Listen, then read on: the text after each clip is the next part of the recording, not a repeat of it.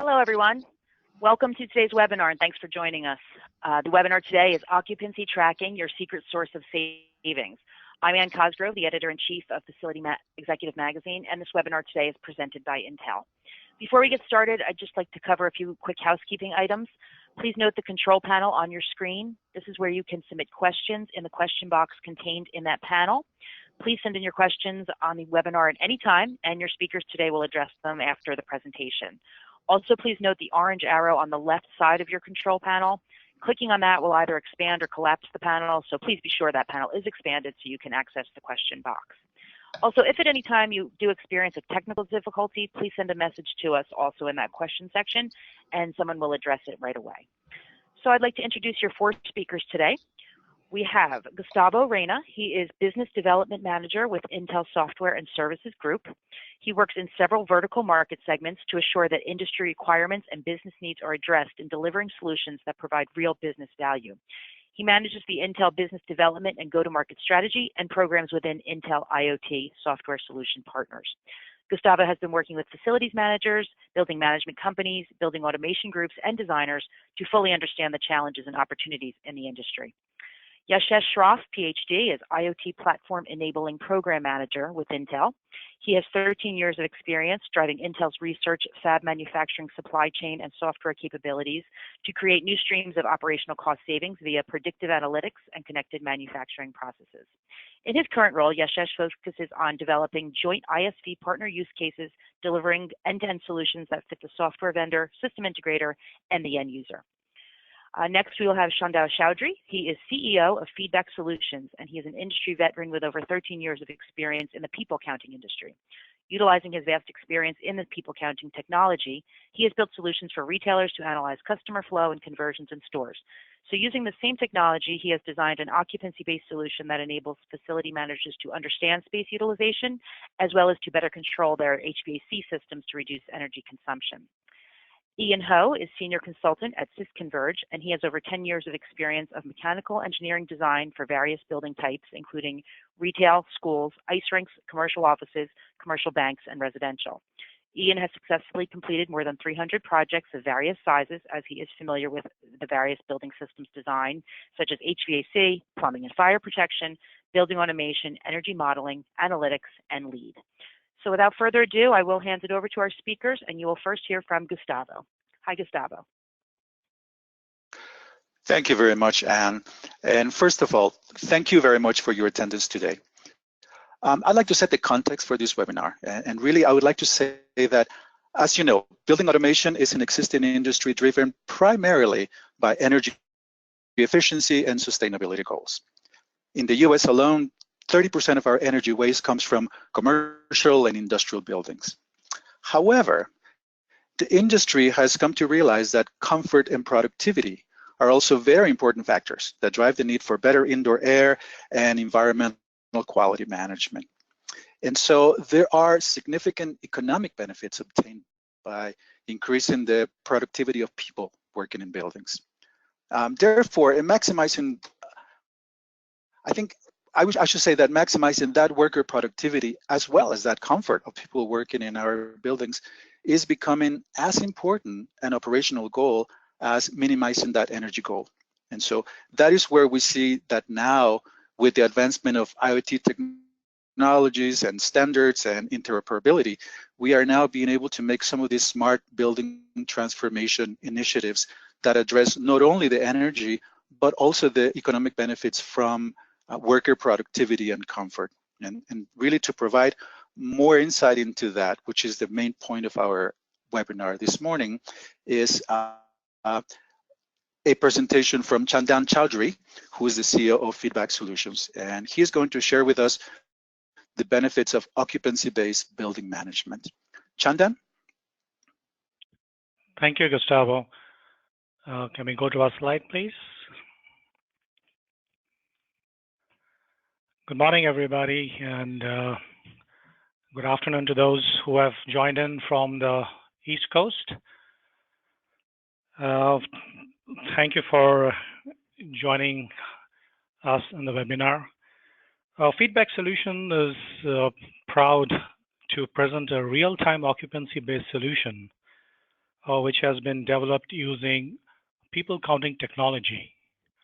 Primarily, what we do is provide the facility managers for any building, as well as the space planning managers of any building, the ability, one, is to control the amount of energy they consume when they're bringing in fresh air, and second is to understand space utilization.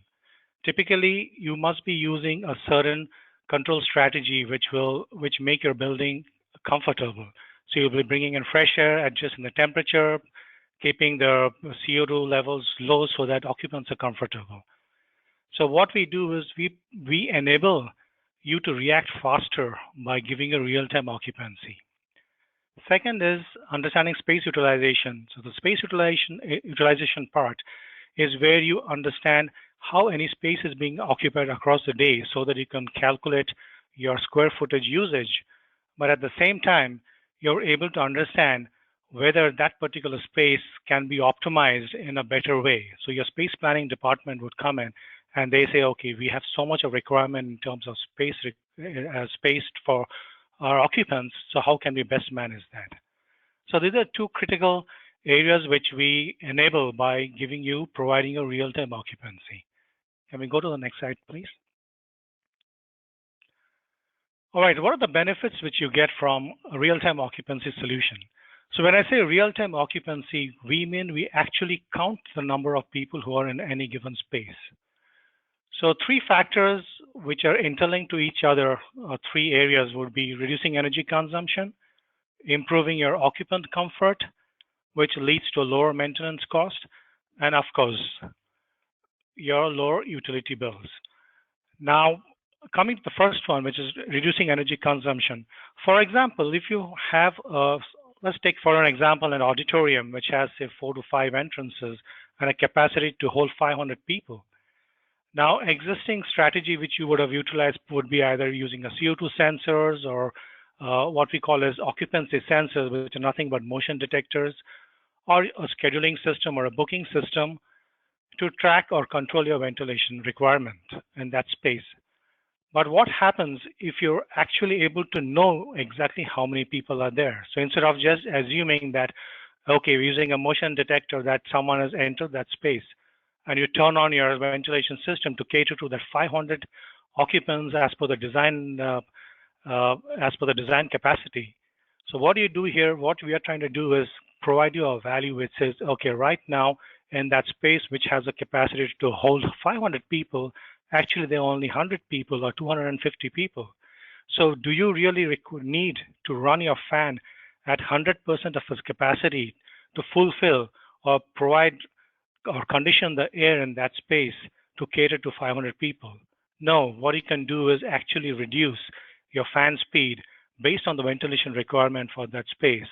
So what this in turn does is it lowers your energy consumption, because as you bring in less amount of fresh air as per the requirement, your consumption would reduce. What this also translates to is occupant comfort. I don't know whether you have seen the Harvard Business Review, which was they had a research done on productivity against occupant comfort. So stale air reduces the productivity of an individual who's within a particular space, whether it be an office space, whether it be a university space, classrooms. So if occupants are not comfortable in that particular space, their performance gets affected.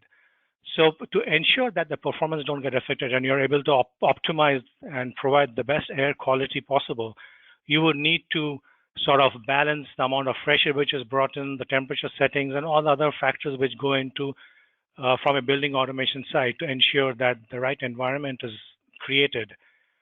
So improving occupant comfort becomes a critical issue and one of the main requirements for any building occupant, so whether it's an office space or university or conference center. I'm sure all of you who have attended a trade show or a conference would have felt either extremely cold or extremely hot, because that's how they are ventilated to cater to the maximum number of people who can be in that space.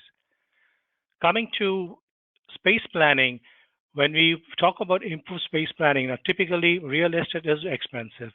So when you try to look at optimizing space utilization, whether it be a meeting room, whether it be conference rooms, whether it be office spaces, space is always a great challenge for any of the facility managers. So, but when you understand how any space is being occupied, you would be able to better plan how you adjust or make changes within that office space or the building so that you can maximize utilization. One of the ways, if you see a lot of space management planning companies out there, they have dashboards which show that how a building space is being occupied, but none of them tell you how many people are actually there. So that's an advantage. So when we talk about real-time space occupancy, we are providing you with that single value. All of this results in lower utility bills. Coming to lower maintenance costs, in fact, there are two very interesting studies. One is, of course, when you start not utilizing your fans to its full capacity, prevent wear and tear, you save on your maintenance cost. The life of the product of the fans or the motors increase. That's one. And the interesting thing which we had, in fact, with one of the universities we did, was utilization or understanding how washrooms are being used or classrooms are being used. So they would actually send out a work order to the custodial staff to clean that space only when it's used for a particular number of times. So we are introducing a solution which will allow you to define a threshold as to how a washroom or a classroom or a meeting room needs to be cleaned. And it's cleaned only when it has been used, not otherwise. So that's another way how you can lower your utility bills. Next slide, please.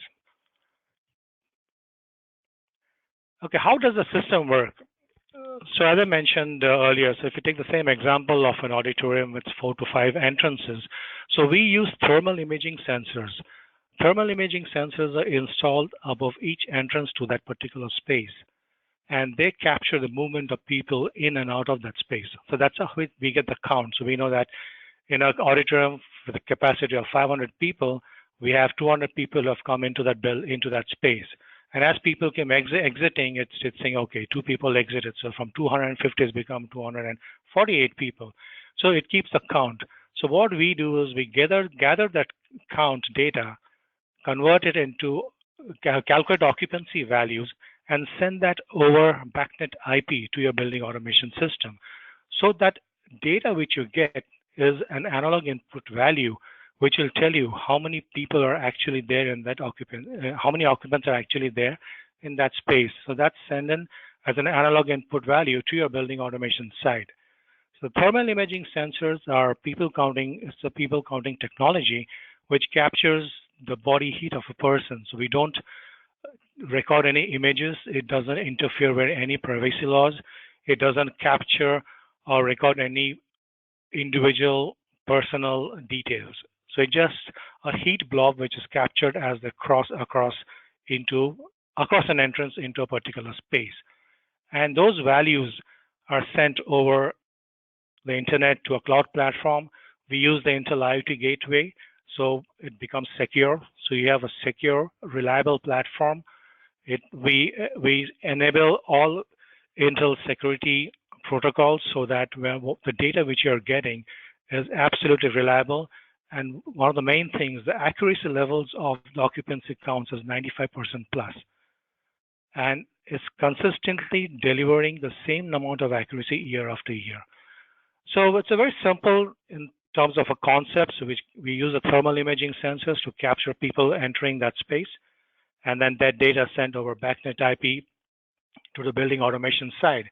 And then on the building automation side, you would take that analog input value and you would configure or define the sequence of how we would want to control the fan speed based on ventilation requirement and the number of occupants in that particular space. And all this data is pushed to a cloud platform for analytics, storage, as well as if you have a backend or a dashboard where you can control it over a cloud, yes, you can do that. So we give you the ability to even trigger controls from a cloud platform, or if you don't want to use a cloud platform, it's very internal to your campus or to your organization, and you want to create your own intranet or use your own backend servers, yes, that's possible. Next slide, please. Right, just to give an idea of the type of occupancy sensors which you have in the market, I'm sure all of you are familiar with the CO2 sensor which you would use uh, to understand CO2 levels. Now, one thing which all of you would understand, I'm not a building automation expert, but what I understand is you would define a set point, whether it's 800 ppm or 1000 ppm, before the CO2 sensor or would trigger an amount of fresh air to be pulled into that particular space. Now, there's a time lag between when a building or when a space gets occupied and when the CO2 sensor actually records a change. So there's a time lag. Whereas with thermal imaging sensors or a video imaging sensor, with a video sensor, you would get that data in real time immediately. You can actually bring it down to 1 minute interval or 5 minutes, 10 minutes, depends on how you want it. We have like University of Toronto is one of our key customers, and they are looking at this data at 1 minute intervals.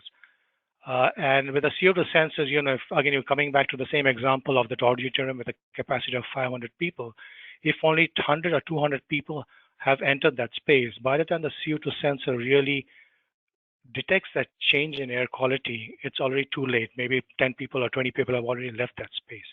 Now, comparing the three technologies, I have not included the occupancy sensor or the motion detectors, because the motion detectors typically just detect a presence in a particular space, and you would trigger your controls based on that. Okay, that room is occupied, so let's whether you start operating your ventilation at the minimum requirement or the maximum requirement. That's something which your energy managers and facility managers decide. But when you know the numbers, that's when it adds a lot of value. With the difference between thermal imaging and the video technology is the thermal imaging, as I said, it measures number of people in any space. It's non-intrusive. It only captures the heat blobs as it moves across a line of reference. So if it has two lines of reference, one counts people coming in and one counts people going out of the space. And once configured, you need not reconfigure, replace these units. The mean time between failures is around 25 years. I mean, we have installations from 2004, which are consistently delivering the same accuracy year after year without a single failure. With video sensor, it's a bit more tricky because it's a video. It captures video image frames, and then you configure lines within that frame, and you try to control and create optimum accuracy on the calculations. But invariably, what happens? Video gets affected by light, external, like lights, like shadows. So the amount of effort required to configure a video sensor is much more. And generally, the requirements or the calibration might need to be redone so that you deliver an accuracy level. So other than these two technologies, which are real-time people counting technology, the CO2 is typically gives you, it's a lag indicator. So it gives you, okay, it's 800 ppm, or based on the ppm, you would sort of calculate backwards and say, okay, the space has so many people, so this is the amount of fresh air I need to bring in, or optimize the temperature, whatever it is. You collect all those data and then you optimize the environment in that particular space. Next slide, please.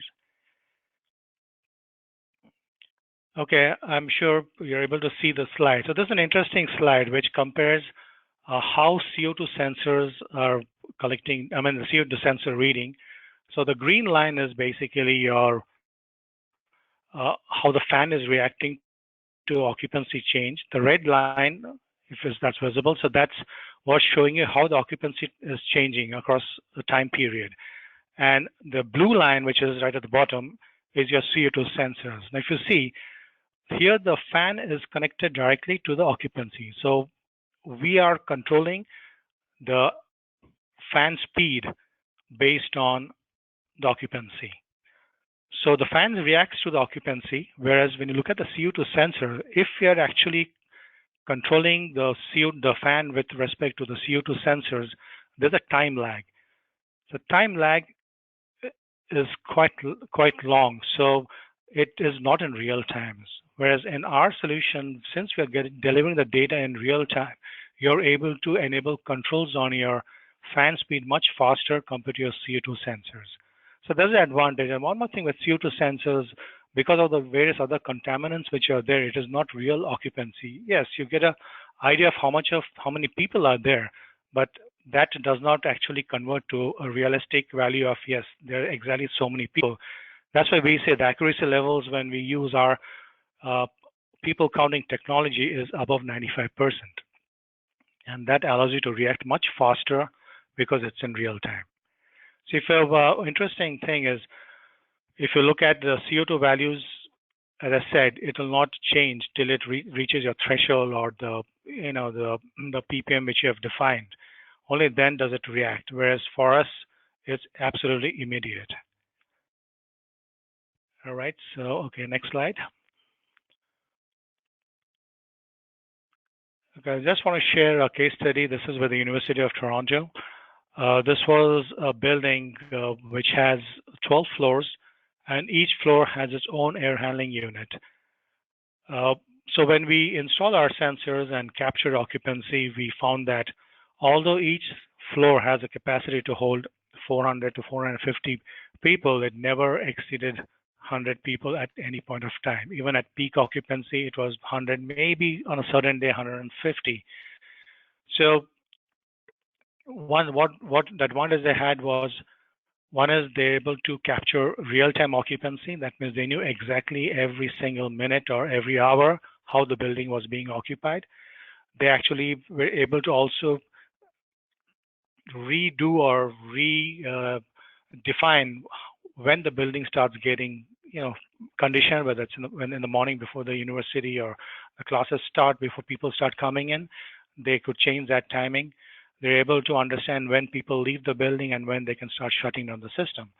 So they were able to detect real-time occupancy and then make adjustments on when they started off their air handling units or conditioning the building, and automatically adjust fan speeds to provide ventilation for true occupancy. So again, because it's in real time, that data kept coming, sent across to the building automation system. The building automation system would trigger controls so that it would ensure that all occupants are comfortable.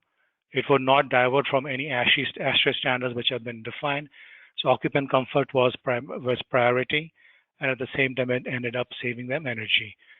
So we did 2 buildings there. I mean, the savings is roughly 1.5 million $1 million a year.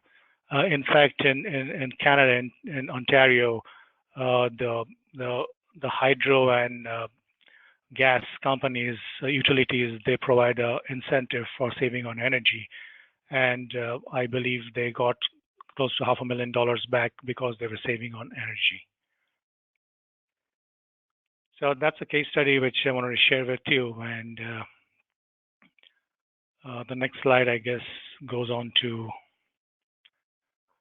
Converge. So hand it over to Ian Ho, who from Converge. Thank you. Thank you, Chandan. Here at Converge, we're an analytics and engineering firm that provides modeling, design, BAS consultation, and analytics tools to support the occupancy sensor solutions. We analyze the occupancy data feedback solutions gathered along with the proposed improvements. With this information, we can model expected ROI, and after implementation, further verify models using analytics. Next slide.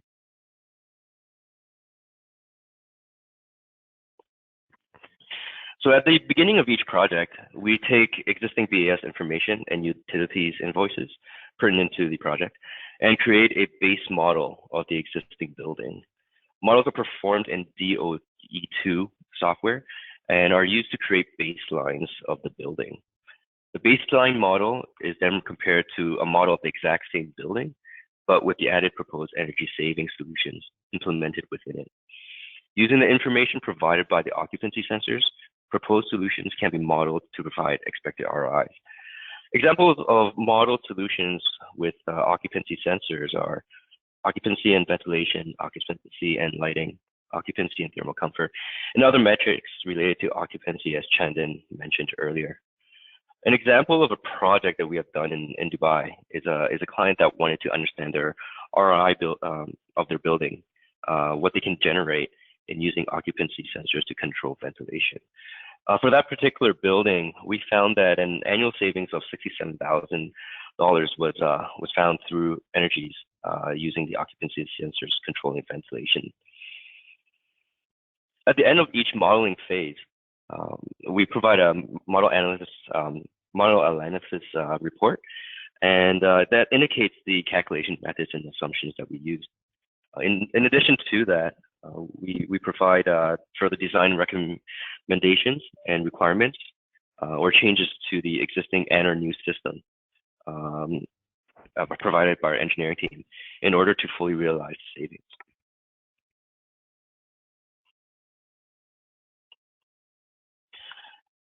The ROIs that most people typically measure are usually energy savings in dollars versus the implementation costs.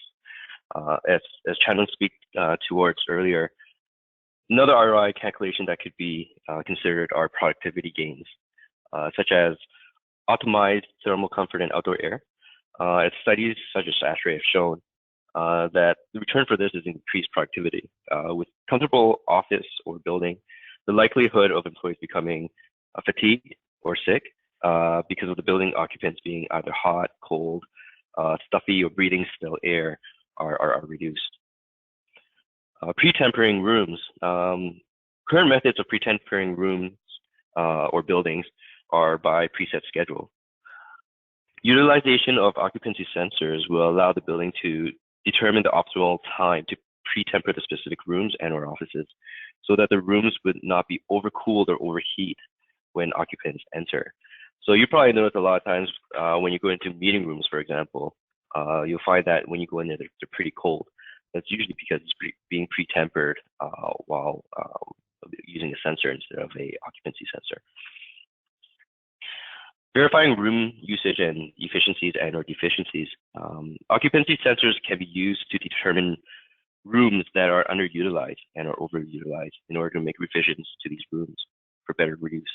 For example, a meeting room may never be used because it's either too hot or cold, so people tend to not use them and use other or book other meeting rooms that may be typically full.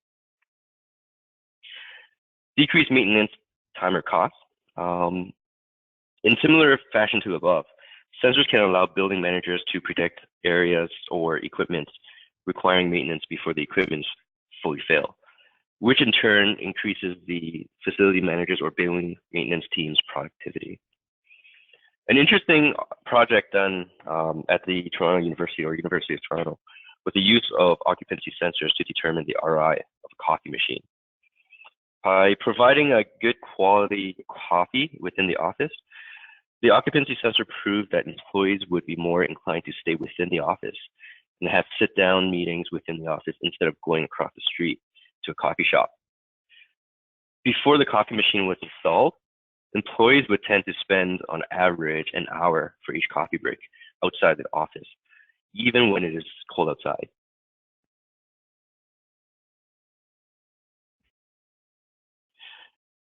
Analytics is further used to validate the improvements of the proposed solutions.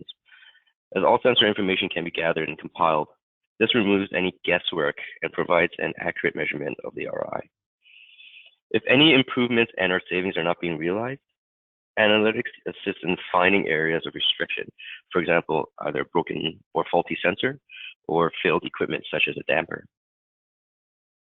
Other inefficiencies not realized during the initial implementation can be found with the assistance of analytics to further increase savings and or efficiencies. Maintenance efficiencies can be increased by reduced construction and or maintenance downtime, as remediations and designs can be performed proactively rather than reactively with the use of analytics.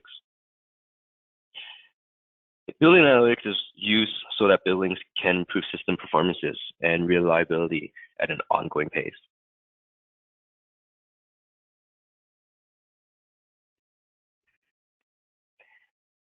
And to the next slide, I'll bring this to Gustavo. Thank you very much, Ian. And it seems that analytics sounds like they can really provide some great insight into our buildings and our workspaces as well, which is fantastic.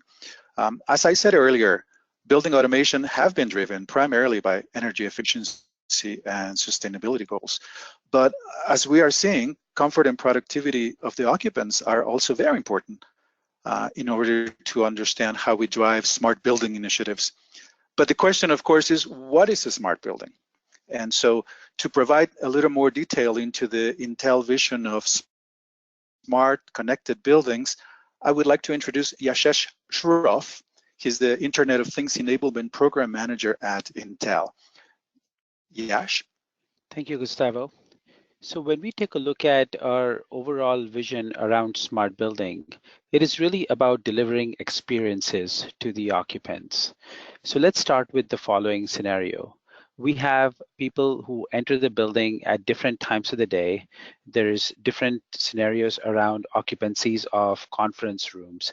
And how many times have you walked into conference rooms thinking that, okay, it's really stuffy out here in here because of the number of people. Sometimes you're the only one or few people in a room that's designed for 50 people.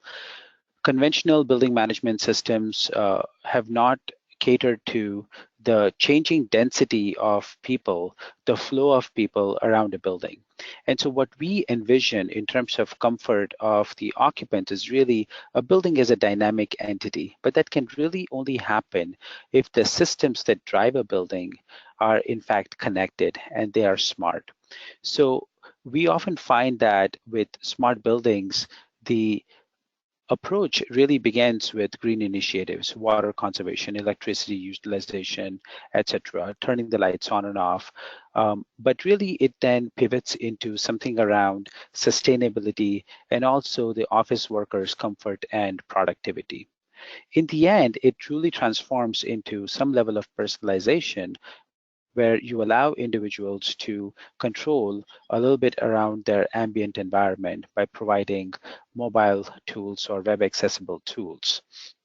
So how do we really do this in a smart and connected way? So I'll go to the next slide. Okay. So Intel's vision for a smart building really is around bringing these siloed building management systems into a standardized offering so that even the proprietary systems that have a high cost of implementation are used less and less, and there's a connectivity in place that allows the data to flow through from the HVAC systems to control systems. So for example, Intel helped Daikin connect their HVAC systems to the internet, and this brought in a whole new set of insights and allowed for predictive maintenance services to be implemented in the new service model. Moving on though, when these siloed systems actually start sharing data, they essentially drive new experiences to the occupants. So what I mentioned earlier around conference room having 20 people when it's designed to hold 30 people, it gets stuffy, people open up the doors, chairs are propped up against the doors.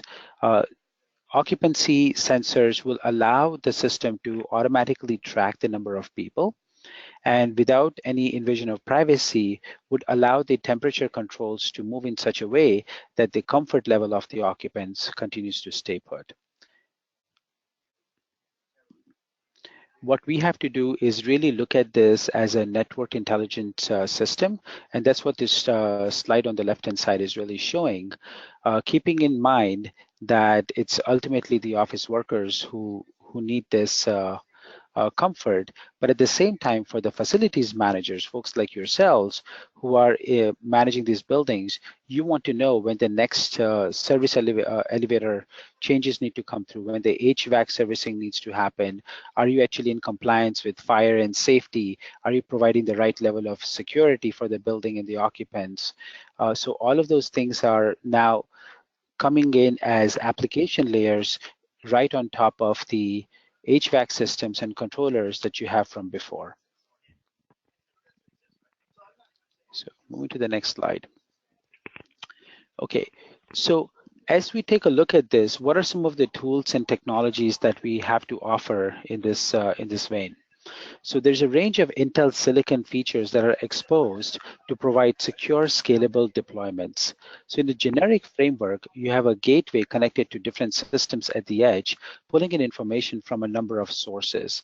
Analytics from partner software vendors run the models on top of these to provide business level insights. This is how we bring in proactive transformation to building management. So for instance, in the last, since about 2010, security features have been built into all the Intel chips that have come in from core level and up. So automatically you know that any new sensors or any new gateways that you add, which consist of these silicon pieces, they're already inclusive of enhanced privacy ID that Intel provides, which is a topic for a different time. But again, it covers an area that most enterprises are most keen to understand, that is my data going to be secure? Secondly, once it's secure, can it be scalable? And by working with a number of ODMs, so let me show you that in the next slide. So here are a number of ODMs that we work with. These partner ODMs provide silicon capabilities, adding on a number of software appliances and features that provide not only business level insights, but make it very easy to deploy at the edge. So a couple of things to keep in note over here is that unlike your traditional systems, which are embedded systems and are hard to control, these are your PLCs. The use of gateways over here essentially allows you to run a slew of applications and middleware applications as well as server applications right on premise. Securely, this data can then be transferred to the cloud whenever necessary. And this way you have 24/7 control of what the building is all about. And it actually meets the network and protocol standards, both wired and wireless, to the facilities managers. So if you want to have more information around this, I would encourage you to check out some of the solution partners for Intel. We have something called Intel Solutions Alliance that has a lot of details on the ODM partners over there. The second thing that can also be useful for folks who are just getting into evaluating this is by exploring software.intel.com. That also has a number of use cases that Intel has worked on. Okay, so I'd like to conclude by really pushing out some probing questions to the audience to help understand or motivate some discussion. What are the driving factors that allow you to look into moving into a smart building management solutions? What are some of the handicaps that you have? So if you have comments or questions about it, please let it come through. Also, we have contact information for Chandan, Gustavo, myself, and Ian, whom you've heard today from Feedback and Converge as well as Intel. So please note this and let us know if you have any questions. We'll be happy to answer. Okay, thank you. Back to you. Thank you very much. Thank you, gentlemen. This is Ann Cosgrove again, and thank you for the presentation and to our attendees for sending in your questions.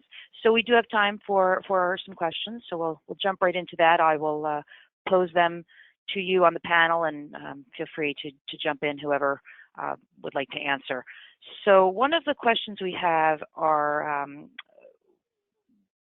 around the data that is collected with the system that Chandan had discussed in the beginning. So how you had mentioned it's a cloud system, and it also communicates with the building management system. But can you talk a little bit about how the data is able to be shared with the facility manager and his or her department? And then is there other ways for them to share that data down the line for other purposes with human resources or maybe real estate departments? Or is there a way to kind of distill that data from the system, or what do your customers usually do there? Yeah, so I'll just state an example of how we do it. So if you have a building, where, say, with 10 floors or 10 of whatever number of floors, and you're capturing the number of people entering that building. So our occupancy, we have something called an occupancy controller. We have a hardware device which is basically run off the Intel IT gateway. So that resides within the building. So we try to standardize or keep each individual control within that building itself, so that whatever happens with respect to the building automation system, the controls are maintained or controlled within that building space. So our solution will capture all the occupancy data and send it across to the building automation system so that they can cater to whether it's controlling the fans or controlling the understanding space utilization. So everything is available at the building level. At the same time, we have the ability or capability of pushing that data onto a cloud platform. So right now, what we have provided is more of a reporting utility, which says that, okay, this particular building, this is the occupancy in each of the floors. So from a space utilization, from a space management point, that becomes more relevant because you're able to understand how any building, classroom, office space is being occupied, and whether it's 5 minutes interval, 10 minutes interval, 15 minutes interval. So that's a space utilization solution or reporting, which is already available on the cloud platform. Now, with respect to controlling the HVAC or the fan speed or everything, or anything from the building automation side, so we send that data directly to your building automation system. So what you would do is you would identify a BACnet ID, which would relate to the particular occupancy-based sensors, and you would read the values from that unit and control the fans or whatever you want in that building. So it is very localized to each building location. So each of our occupancy controllers would allow you to monitor up to 20 IP addresses. When I say 20 IP addresses, means 20 sensors. You can have, say, 10 floors.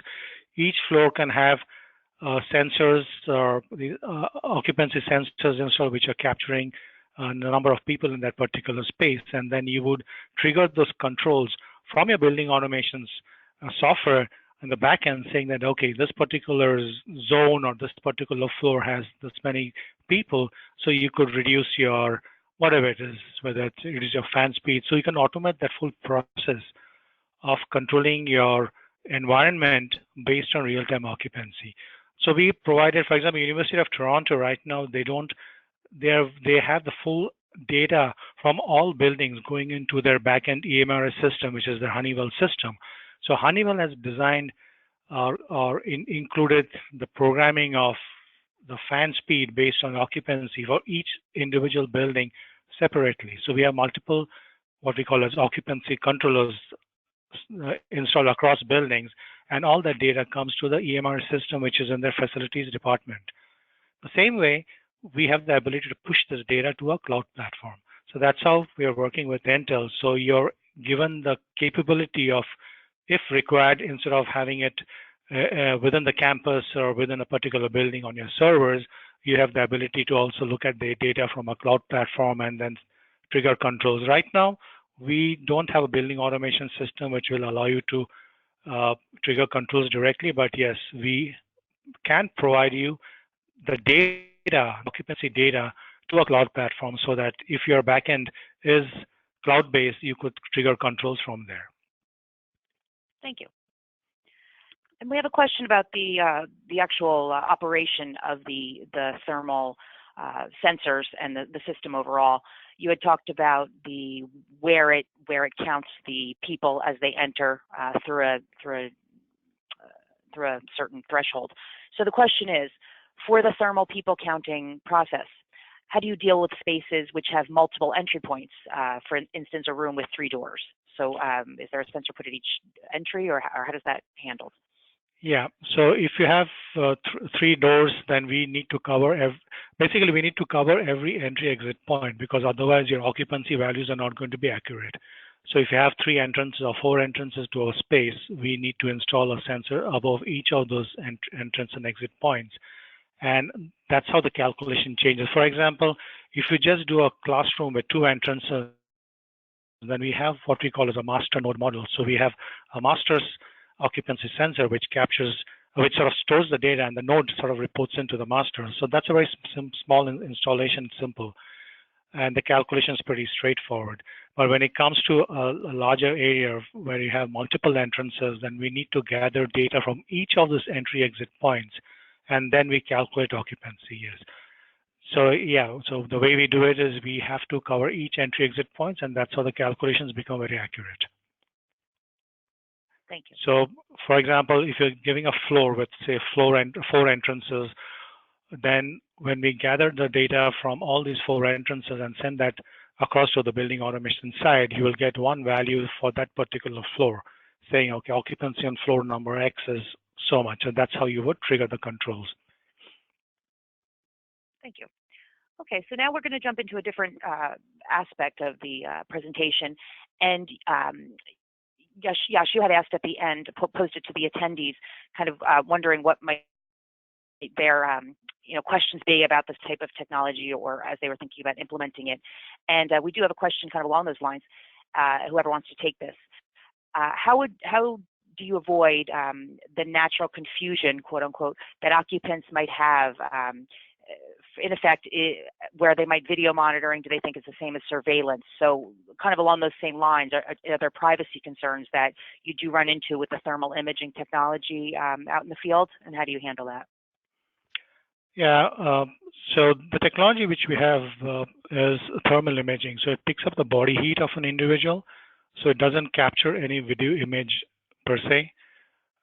So yes, so when we did the University of Toronto, the first site, we had to go through the legal department to prove that we are not capturing any images of individuals. So it doesn't even recognize that it's a person. It just recognizes a heat blob. I would definitely like to send across a video which shows how the sensor sees people. So it's just a heat blob which moves across an entrance. So there's no privacy concerns. It's totally discrete in terms of how it captures data, and as I said, the accuracy levels are extremely high. So there's no issues in terms of privacy, stepping on anyone's privacy or any sort of rules which prevent us from installing these sensors. Okay, thank you. So let's see, we'll go through to one more question here. With the system, we've talked about people counting or occupancy tracking as a benefit to the system that obviously leads down to many decisions that facilities people can make. And you also talked about the other piece of it with the HVAC controls and being able to save money and energy there. So can you comment on the customers that you have worked with your systems?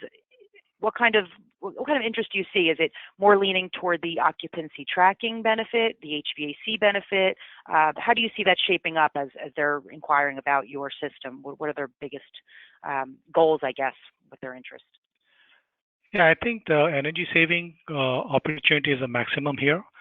So I would say energy saving is sort of the first preference for any facility manager when they're looking at demand control ventilation for a building. They typically would either use a schedule or a CO2 sensor reading to trigger controls, or maybe temperature. But what we provide is actual count of people, and what that translates to is being able to control an environment in real time. So the benefits of using real-time occupancy to control ventilation is priority, and I think that's where we are taking a lead over other technologies which are there for demand control ventilation. A lot of companies follow a schedule that, okay, they turn on the system in the morning, switch it off in the night, or they use a timetable. For example, universities use a timetable, say, okay, we have classes from 8 in the morning till 5 in the evening. So they would sort of run it at a minimum or maximum level based on the particular space that is being monitored. But typically what we have seen is that when you get this data in real time, for example, you might have a class which is booked for, say, 50 students or 100 students, but maybe only 10 students turn up.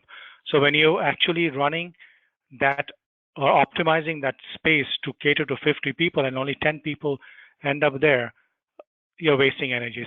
A typical example would be when you go to a conference or to one of those exhibits which are there, you would be feeling cold because that space is optimized to hold X number of people. And generally the turnout is exactly not to full capacity. So you would start feeling cold. So that's where we come in. So we actually give you the ability to react to occupancy in real time and adjust your ventilation based on that. And that is where you start saving on energy. So yes, HVAC, energy saving is one of the key performance or key reasons why we're having most of the universities are looking at real-time occupancy-based solutions. So that's the saving on energy. But again, interestingly, over the past few months, we have seen space utilization becoming a key factor, especially in the university sectors. In fact, a couple of weeks back, we were talking to Oracle, and they said we have a huge problem with space. So understanding space utilization becomes critical. So yes, that's another angle. So for example, if you're doing a particular space, whether it's a floor or a classroom or an office space, there are two parts to it. One is understanding how that space is being occupied. So you have occupancy and space utilization component coming in there. And then you have, if your HVAC is tuned to be able to be controlled based on occupancy, then you're getting that benefit. So basically, the two benefits. One is you understand occupancy trends better so that you can optimize that. Second, you're able to save on energy because you're using real-time occupancy to control your HVAC system. So the benefits are both. Thank you. And we have time for one more question before we will wrap it up, and I thank everyone for sending in their questions. And this is along that vein of the occupancy tracking. Does your system, are you able to, would a facilities person or other stakeholder be able to go in at any time and identify the occupancy of a building or an area of a building through the system at any time? And the reason I ask is perhaps if there was some type of emergency or something like that where they needed to know how many people were in the building. Is that real-time data available in that application? Have you touched on that with your work? Yes. So all the data is available in real time. So provided the areas you're covering within a building, you'll actually be able to see occupancy by area or floor or whatever region you have identified in real time. So that data right now we are sending the full data over BACnet IP to your building automation system. So actually you will be able to see live data coming in there. But just want to stress that from a point of evacuation or emergency, because these sensors are not 100% accurate, we are delivering 95 plus accuracy. It will give an indication of a space being occupied. So from that term, yes, if you want to know whether that a particular space in the building has been occupied, are there any occupants in that particular space? Yes, you will be able to get that data. But in terms of utilizing that data to, from an emergency point of view, that is not recommended by the manufacturer, nor do we recommend that, because there's a small percentage of error which can happen. But as I said, the accuracy levels are pretty high, and an indicative occupancy will definitely be shown to you. And all the data is available to you, whether it's available in two formats. One is, of course, it's available in your building automation system on your dashboard, whichever dashboard, whether you're using a Honeywell dashboard or a JCI Johnson Controls dashboard. That data is available to you in real time. Plus, that data is also available on each one of our gateways or the controllers, which we have what we call as occupancy controller. So that data will reside there also. So plus also on the cloud platform. So yes, you have access to that data in real time. Thank you. Thank you for explaining that. I appreciate that. So thank you, Shandan, and Gustavo, and Yashesh, and Ian. Really appreciate your presentation, and of course our attendees for attending today and sending in all your questions. So it looks like we are out of time. I want to thank Intel for sponsoring the webinar, and a recording of the webinar will be available online at facilityexecutive.com, as well as on the Intel website at intel.com. Thank you very much, and have a great afternoon. Thank you very much. Thanks. Bye. Thank you very much. Thank you.